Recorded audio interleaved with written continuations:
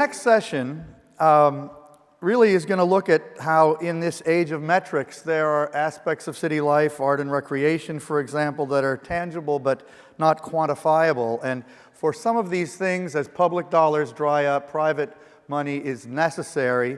And there's two really incredible philanthropists about to join us on stage.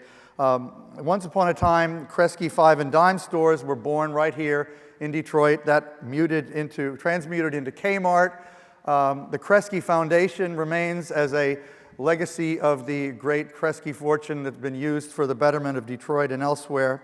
And so we'll hear them on stage, along with Rip Rapson from that organization, along with Jean Case, the CEO of the Case Foundation. And we've hosted Jean before. We're happy to have her back. And Detroit News editorial page editor Nolan Finley will moderate, so please welcome Rip, Jean, and Nolan.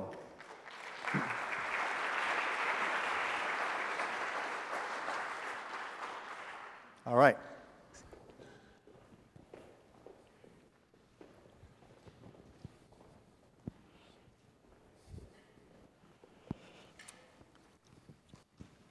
Like the chairs. Yeah, you can move around. We might steal a couple of those as we go out, Rip. Well, thanks, Dave. And Jean, welcome to Detroit. Thanks for being here. Thank you. And Rip, we were talking backstage. Detroit's just red hot on the national stage, and it's no better proof of that than having a technology conference in a city that is synonymous with manufacturing. It just shows how much things have changed and how fast Detroit is diversifying and growing. We're here, we don't have a whole lot of time, so we need to get started, but we're here to talk about foundations and the new role of foundations in our communities and our major cities. And I guess, Rip, there's no better example in the country of a foundation that has transformed and in the process helped transform its community than the Kresge Foundation and what you all have done over the last several years here. And we were talking previously about, during this Great Recession, the institutions of Detroit collapsed. The city government went into chaos. Our business community was struggling for its lives. And the foundation stepped up to play a new role, led by the Kresge Foundation. Would you talk about the new role that foundations are playing and how that fits into the overall transformation of Detroit? You're not just writing checks anymore. Right. Well, Adlai Stevenson once said it's sort of hard to lead a cavalry charge if you think you look funny on a horse.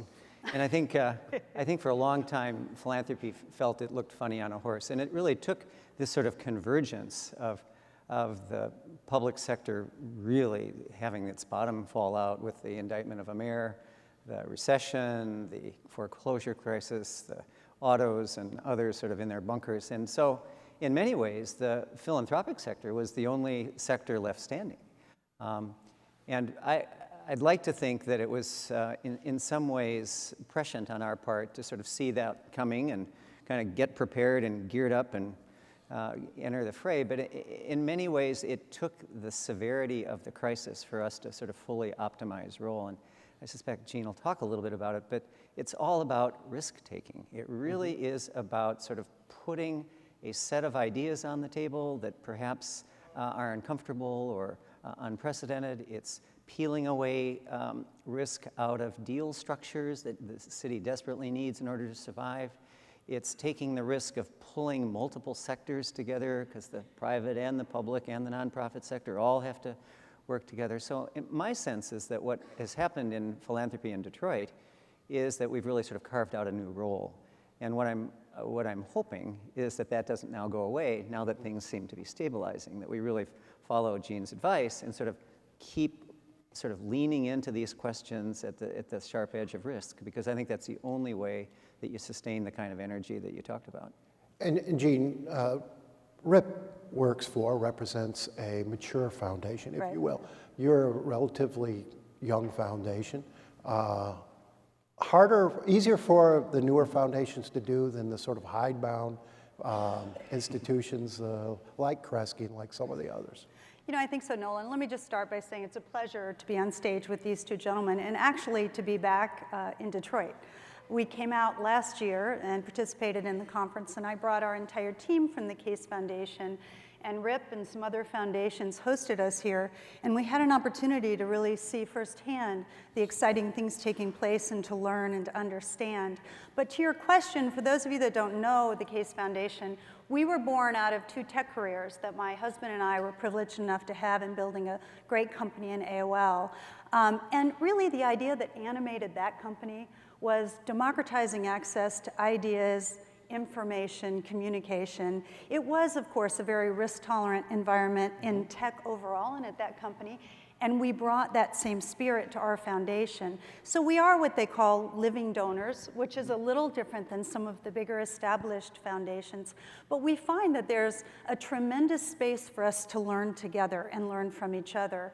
I think when it's your own money that you're deploying, the comfort level of taking risks with that money is different. I often say, you know, gosh, if you gave me $100 that you have and asked me to take care of it for you or spend it in a certain way, I'd suddenly turn pretty cautious. But when it's my own $100, I'm much more willing to take some risks with that.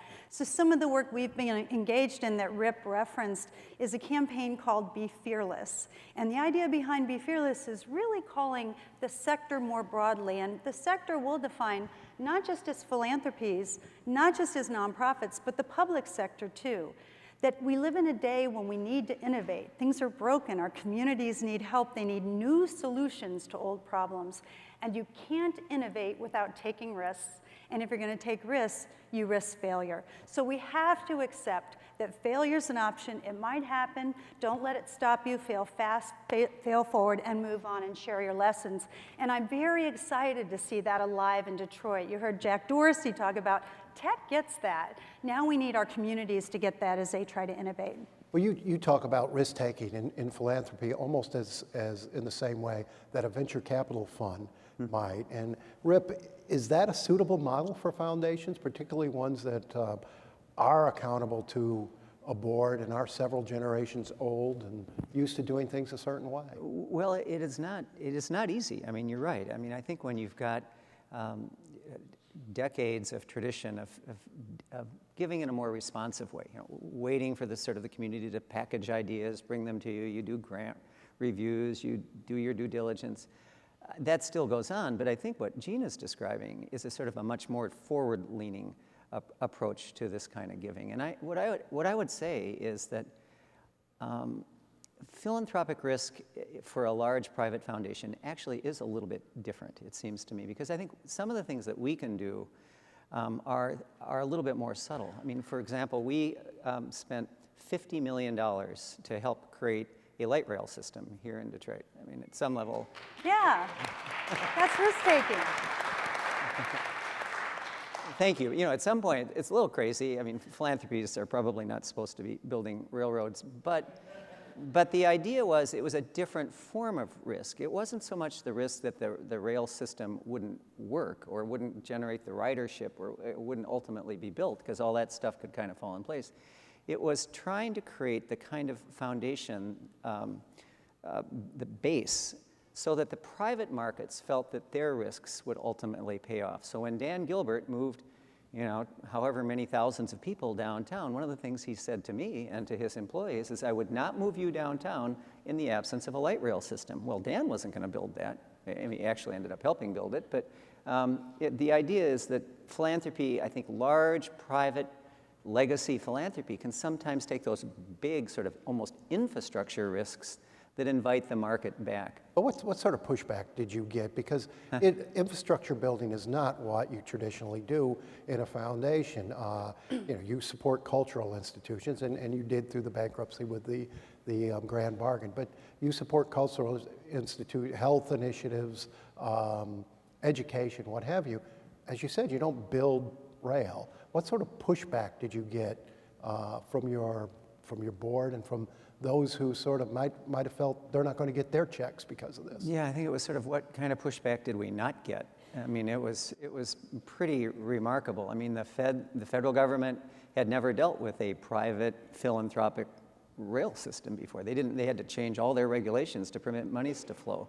The city felt that we were in their space. The state government felt that that there wasn't enough statewide support to do this. I mean, so it was, and I think if I understand Jean's point correctly, is that it is that sort of calculation of risk that is so important. I mean, you can line all that stuff up and say too hard, too big, too unorthodox, or you can kind of lean in and then try to sort of adapt as you go. And I think that's the sense in which it's a little bit more like venture, is that you really have to sort of stick your neck out. We can take risk all the time on an individual grantee or an individual project, but when you get into the public space, when you get into traditional private sector space, market space, I think it does involve a very different kind of educating people about your role, including your board. I mean, it was a big problem with our board. They were very uncomfortable with this. Well, I'd like to hear from both of you on what different type of infrastructure, foundation infrastructure, does it take to operate this way versus the traditional way foundations operate, Jean? Well, I want to say, we've told a lot of folks to take a look at Kresge as a model because we think they found a really beautiful balance between the role of a more traditional foundation and where they can lean in and take risks. And I'll let Rip answer how he's sort of changed his organization. But I think at the end of the day, what we're seeing play out here in Detroit holds great potential across the nation and communities, because when a foundation comes along next to a federal government, so now you have a private-public partnership, or a local government, I should say, both have de-risked the other a little bit. Yeah. So even though both are taking risks, you've limited the other's risk by playing together. And there just hasn't been enough of this in the communities around the United States, and I think this is where we're excited. And when we talk about risk, and because I talk about it a lot as part of our Be Fearless movement, it's really important to point out that we're talking about measured risk. We're not talking about reckless risk here. And for every organization and every leader and every board, that's going to feel different. For some, it might be one project a year that they're willing to kind of lean in or take a big risk. We've seen some other foundations say, heck no, it's going to be most of our portfolio. And so, Nolan, depending on where they land on that spectrum, so because we're very comfortable and part of our role as a foundation is we've said we'll go out first, we'll take the arrows in the back, then we'll publish everything we've learned in the hopes that some will follow. So we have a very risk-tolerant entrepreneurial team at the Case Foundation. Other foundations have a very different balance, and I'll let Rip speak to how he manages that balance. Can I just pivot just a little bit off Jean's comment? Because I think the ecology in a place is really important.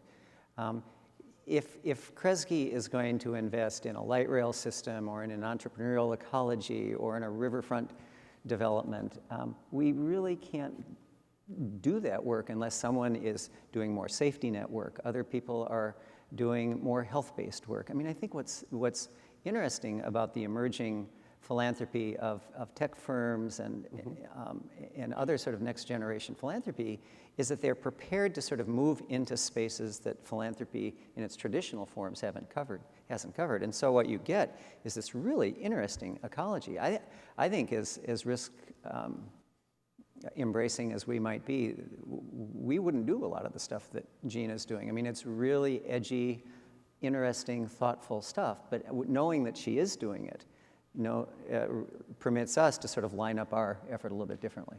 Okay, I just want to stop and say we're going to take questions from the audience in a few minutes here. So if you have a question, you want to start moving to the microphones up front, because again, this is a short panel. We don't want to waste a minute of it. But Jean, you talked about engaging entrepreneurs in philanthropy and foundation work. What's the thinking behind that, and how is it working?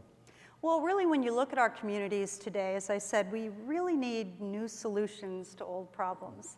And really, to get there, I think there's a recognition that we need a different kind of table, different people around the table. Another analogy I've used is we need all the oars in the water. And typically, when we look at those who've been at work trying to solve issues in our communities, it hasn't necessarily included the business community. Maybe a company has CSR they throw over the wall, but it hasn't necessarily involved the passion, the entrepreneurial talent and imagination for new solutions and innovation that entrepreneurs usually bring to the party. So this idea of having entrepreneurs at the table, philanthropy at the table, the public sector, those on the front lines of citizens, and probably the most powerful thing that technology can do is bring the citizen's voice to the table. So instead of those solutions being drawn on a whiteboard, and you guys followed this very carefully here in Detroit, instead of those solutions being drawn by a bunch of folks, under fluorescent lights, you bring the people that actually you're trying to serve, bring their ideas in, bring their voice in. And these technology platforms are enabling that unlike we've ever seen before. It's very exciting. And Rip, you talk about strategic partnerships. So not just writing a check and then waiting for the next request to come in the door. You're following your money through the process and often providing much more than the check and the money. Well, I think you have to. I mean, I don't mean to dwell on the rail project, but I think our money in many ways was the least important part of our contribution. We dedicated staff time to talking with the Federal Transit Administrator, to pulling together a statewide coalition, to working with people to get legislation passed at the state level. I think it becomes much more than just writing the check. And before we go to questions here, I just wanted you to talk as much as you can about this grand bargain that the foundations led and really was the linchpin to getting Detroit's bankruptcy moving toward a relatively painless solution, not a painless solution, but certainly not as bad as we thought. How did the foundations end up in the middle of a bankruptcy and end up basically offering the solution? Well, for those of you who aren't following every nanosecond of this conversation, we had to solve for two problems. The state of Michigan's Constitution protects the impairment of pensions, so you can't impair pensions. It's a problem if you want to reduce them. And on the other side, the creditors were saying, we want to reach the assets of the Detroit Institute of Art. You sell a Van Gogh, you're done and free and clear. Well, both of those things would have been litigated into eternity. It would have been impossible. The bankruptcy would have completely fallen apart. And so the chief mediator, the federal district judge, came to a couple of us in philanthropy and said, I have this great idea. If you can aggregate enough money, we can help the pensions not have to take reductions, and we can essentially transfer the money for all practical purposes to the city. They'll then buy the Institute of Art and put it into into nonprofit status. I mean, so you would sort of solve for both problems. I said, well, that's fine. How much do you have in mind? He said, oh, I don't know, $500, $800 million should do it. I said, really? That's interesting. Don't call me, I'll call you. And but then I got on the phone to one of the really great new figures in philanthropy, Darren Walker, who's the new head of the Ford Foundation. And Darren said to me, he said, Rip, these are crazy numbers. He said, but at the end of the day, it would be philanthropic malpractice for us not to at least consider something that could essentially expedite the city's exit from bankruptcy. So we agreed that I couldn't do it unless Ford could do it. Ford couldn't do it unless Cresci could do it. So they put in $125 million. We put in $100 million over and above our other commitments to the city of Detroit. We ended up assembling about a dozen foundations, put in almost $400 million. The state of Michigan put in another couple of hundred. The Detroit Institute put in 100. And all of a sudden, we were near $900 million, which solved for both of those problems. And I think in many ways, it's exactly what Gene was talking about. Sometimes you just have to step outside your comfort zone, be fearless, not think too much about the consequences. We were asked all the time, well, why wouldn't you do this in Dayton? Or why wouldn't you do this in Columbus? That's the paralysis stuff. You just have to leap in. And Gene, that fits the be fearless. It really does, and a big part of that he just mentioned is collaboration. Mm-hmm. We talked before about how you de-risk it if you have more people in the game. You just gave a great example of what that looks like. But collaboration among philanthropies and governments has not really happened for the most part. Philanthropies have called their nonprofits to collaborate, but they haven't been particularly good at it themselves. And so it's one of the reasons we love this model. We think they're demonstrating maybe a new model that can go forward in a lot of different places of philanthropies and the public sector working together. Okay. And we've got a question, Jeanette? Hi, Jeanette Pierce, D-Hive. Thank you so much for all of the support from the foundations to the city. We really appreciate it. My question is, how do you balance the new investment that you might be doing with the long term? So I've heard some conversation lately, just I guess in the community around foundations always, seemingly at least, going towards sometimes a shiny new toy. But what about the existing programs? And I guess part of that is, how long would you give that shiny new toy? Is it a one-time thing? Is it 5 years? And I guess just balancing all that timing of old and new investments. Well, we probably have different answers to that. The Case Foundation is a catalyst investor. We know going in, we're not going to be in there for the long haul, and our grantees know that as well. But we're usually trying to do proof points. Usually there's not data necessarily to say something is a good idea, so other philanthropies might be less willing to invest. We give it usually about 3 years. We have a very rigorous process in which we measure the performance of these investments.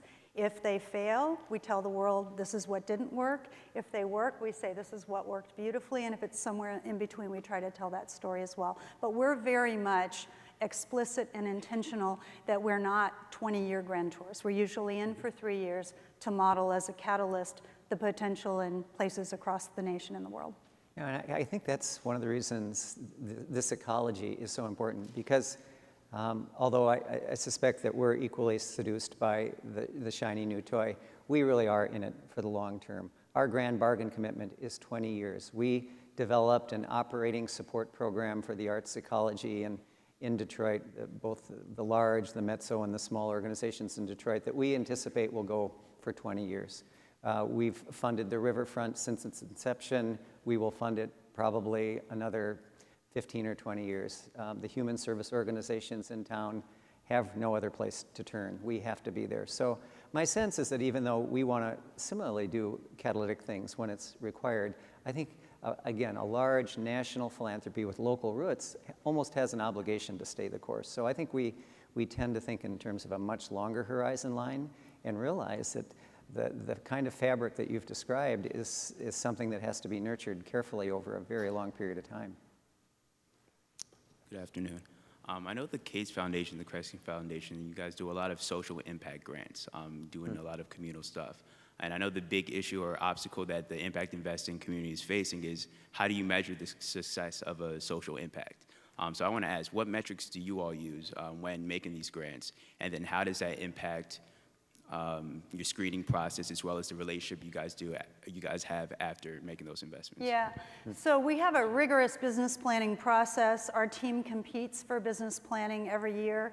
As part of the business plan, the expected return on investment is articulated, or where we want to see impact, and then we set about to measure that. And I have to say, that sounds really perfect, and it's a very imperfect system that we have, because often, much like startups, where we start out with an investment, we realize maybe 6 months into it, you know what, if we pivoted and did this instead over here, we think it could have greater impact. So sometimes we have that, same kind of pivoting and changing the business plan along the way. But generally, we have a memorandum of understanding with anyone that we grant to, and we work together to understand what are the impacts we're after and measure those along the way. At the risk of sidestepping the question just a little bit, we every year at Kresge give out about $150 or $160 million of grants.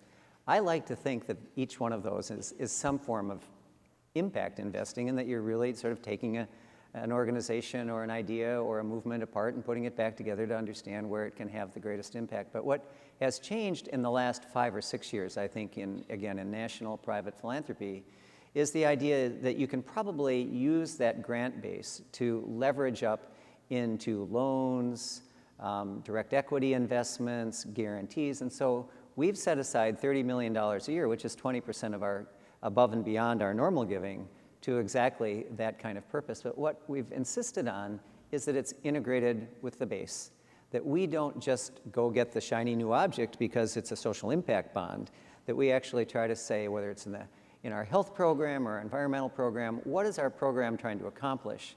And are there circumstances in which a loan or a direct equity investment would actually accelerate the take-up of the idea? It's really hard work. And Nolan asked earlier, I mean, do you have to change your staffing model? I didn't really answer the question. The answer is absolutely. We had to bring people on board who understood how to construct these kinds of transactions. It is not something that traditional program staff know how to do. Did you have to change your accountability methods as well? That's an interesting question. Yes. I mean, it begins to look a lot more like our investment portfolio than it does like our grant portfolio. We have to risk rate. We have to make sure that our the maturation of the loans isn't skewed, that, you know, all sorts of different accountabilities all up and down the line have to get superimposed. And I think for purposes of clarity, it might be good to point out that we're kind of talking about two different things, right? Yeah. One is the grant work, and there it's pretty straightforward, your memorandum of understanding and what impacts you're seeing. But this exciting new area, impact investing, and if you didn't see, the G7 just came out with a report yesterday summarizing some early activity in the countries involved around the potential here. And this is where foundations money, whether it be money that was designated for grants or investments out of their corpus, which is, you know, their core assets, can be used to fund companies and private sector things that are driving the same change they want to see through grants. And we think that holds great promise. We have time for one more question right here. Hi, Alicia Douglas with Pippa Detroit, and I just came back from SOCAP, and Jean, I know your team, was out there, Rip, your team was out there, and this is the exact conversation that we need to be starting here in Detroit, really on how not social impact bonds, but actually impact investing can really start transforming our communities as well as our ecosystems. And Jean, I know you're doing some great stuff with Pacific Ventures out in California and how you have partnered with them as well as some public-private partnerships. And so maybe you'd like to give everybody an example with that. And also I'd like to ask you, Rip, with what you're going to be doing here in Detroit to grow that ecosystem with impact investing and how you're going to be able to get that funding to local social entrepreneurs that have ideas that we can be addressing some of the challenges that we're being faced with in our communities. Thank you so much. Sure. SOCAP, for those of you that don't know, is short for social capital, and it's kind of like the impact investing conference that takes place every year out in San Francisco. So I think that G7 report that I just referenced, I had the privilege of serving on the U.S. advisory board for that, so I helped put the U.S. report together. And as I said, I think we see a lot of potential here. But at the launch of that report in June at the White House, we pulled together $2 billion in new commitments to impact investing, and much of this money intended to go into new startups, new companies who are committing to provide both a social return as well as a financial return. And this area is a burgeoning area. It's growing, and we have a lot of early leaders like Kresge who've been at the table with investments for some time. Our foundation has participated in impact investing, but my husband and I personally have as well, where we've invested in companies that are trying to address social challenges where there isn't enough investment either from the public sector or from philanthropy. Do you want to add anything, Rip? Well, I think this is one of the 10,000 reasons that Jean and Steve are so incredibly important, is that I think they're modeling a set of behaviors that is going to will tug private philanthropy out of its comfort zone. I mean, for a long time, there's been a complete Chinese wall between the grant side and the investment side. And we've sort of begun sort of chipping away at that wall through PRIs. But the real payoff is when the $4 billion of Kresge's assets begin to be put into play for all of our program. And that's a long step, but it's a step that Ford and Kresge and Heron and a number of other national foundations are beginning to take. I probably should have a longer conversation with about what we're going to do here in Detroit. But I think what you can see is that social investing in Detroit requires a pipeline. And for a long time, we didn't have one. Nor did we have effective delivery mechanisms on the ground. And I think both of those are emerging. And if there is a sort of an unstated story in Detroit, it is all of a sudden these investable propositions are growing like crazy. And we now increasingly have the capacity through CDFIs and through others to get that money deployed effectively. So I actually think it's not as far a reach from here on out to identify philanthropic capital that can push into those channels. Well, Jean Case, Rip Rapson, thank you for the great conversation. Thanks for being with us. Thanks, Nolan.